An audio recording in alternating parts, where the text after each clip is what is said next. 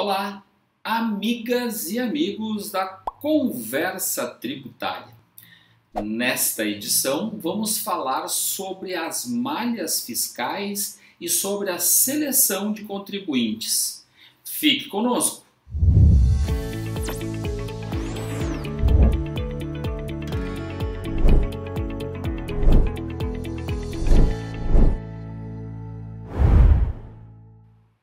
Com o patrocínio da Decision IT e da TITEX Compliance Tributário aplicado, nós vamos falar hoje sobre a seleção de contribuintes nas malhas da Receita Federal. Tenho abordado este tema nas consultorias nas empresas nas quais eu trabalho diuturnamente e também escrevi um artigo que vocês podem encontrar no Portal Contábeis ou mesmo no blog mauronegruni.com.br, explicando duas funcionalidades que são distintas, mas que se correlacionam.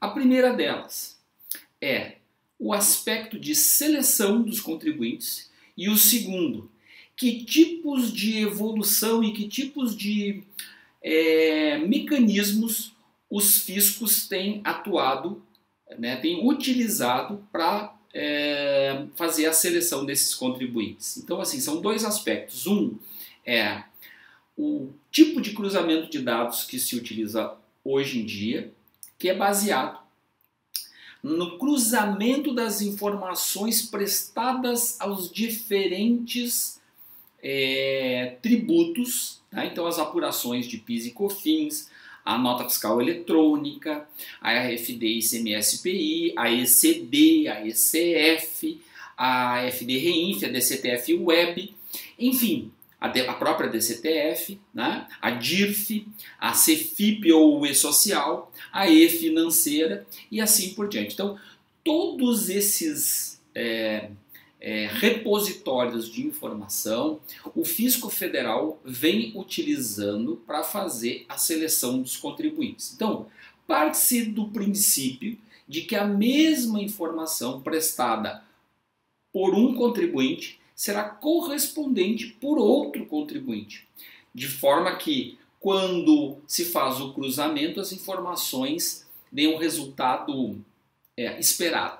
Por exemplo, no caso do Simples Nacional, eu declaro as minhas receitas no Simples Nacional até o limite de 48 milhões. Até 4,8 milhões. Que bom que se o Simples fosse 48 milhões, né? Mas se fosse 4,8 milhões. Muito bem. Nesse sentido, o que o fisco vai poder olhar? Já que o contribuinte do Simples não faz parte do SPED. Muita gente pensa assim.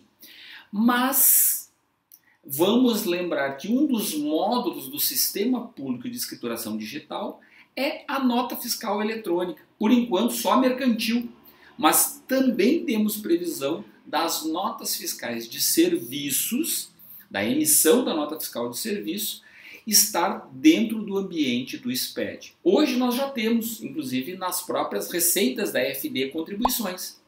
E também os nossos clientes que recebem essas notas e tomam crédito, também está na FD Contribuições. Então, assim, e se houver retenção, estará ou na DIRF ou estará na EFD-REINF. Então, o arcabouço de informações que o fisco tem sobre cada contribuinte está além das fronteiras de cada pessoa jurídica, de cada entidade. Quando a gente fala que os fiscos têm, e o fisco coloca isso exatamente desta forma, que ele faz o cruzamento das escriturações e das declarações digitais, e é por isso que ele tem se empenhado nos últimos tempos para que a malha seja cada vez mais efetiva. Ou seja, na DIRF, por exemplo, eu colocava uma informação muito menos detalhada que eu coloco na FD-REINF ou no E-Social. Na FD ICMS-PI é muito mais rico em detalhes do que a gente tinha na GIA ou no Sintegra. Desta forma, os fiscos conseguem fazer o cruzamento de informações E deste cruzamento, que é basicamente isso que o fisco faz, com o uso da inteligência artificial, com o uso de pesquisa fonética, com o uso de análise das redes sociais. Tá? Tem muita empresa em que o empresário diz que é do simples, movimenta, e há poucos dias nós tivemos um exemplo desse numa CPI, que um empresário dizia na sua conta de pessoa física que movimentou 50 mil reais no ano passado. E a sua empresa movimentou alguns milhões de reais. É pouco crível que uma empresa que movimenta muitos milhões não distribua uma parte, não gere lucro suficiente para que os seus empresários, seus investidores tenham retorno desse capital. Então, gente, nesse aspecto, a seleção dos grandes contribuintes, que é o principal alvo da Receita Federal do Brasil, tá? Não deixando de lado, isso está escrito pela própria Receita, não deixando de lado também os cruzamentos possíveis com os de menor capacidade contributiva. Neste meio entre aquele que é o grande contribuinte e aquele que é o micro contribuinte, nós temos uma gama enorme de alguns milhões de contribuintes que são monitorados pelos fiscos.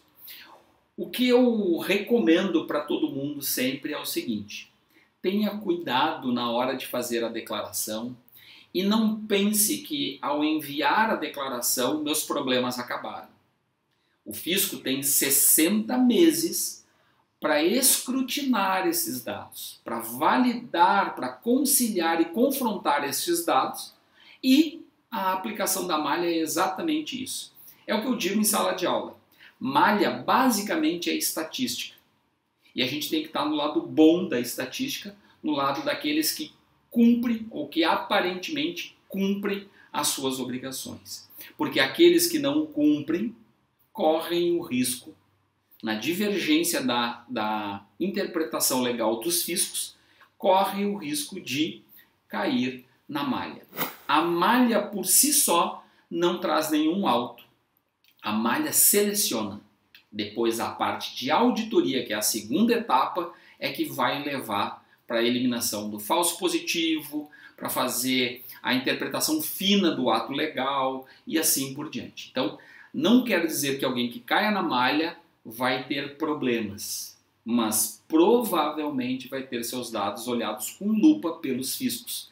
E isso algumas vezes não é bom, porque algumas entidades podem ter um ou outro probleminha e emergir na malha.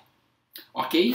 Bom, então já sabemos do seguinte: malha e seleção estão intimamente ligados e o cruzamento se dá de forma digital, com a aplicação do regramento legal sobre as operações de todas as empresas no país, independentemente de estar ou não no SPED. Olha o caso da E-Financeira.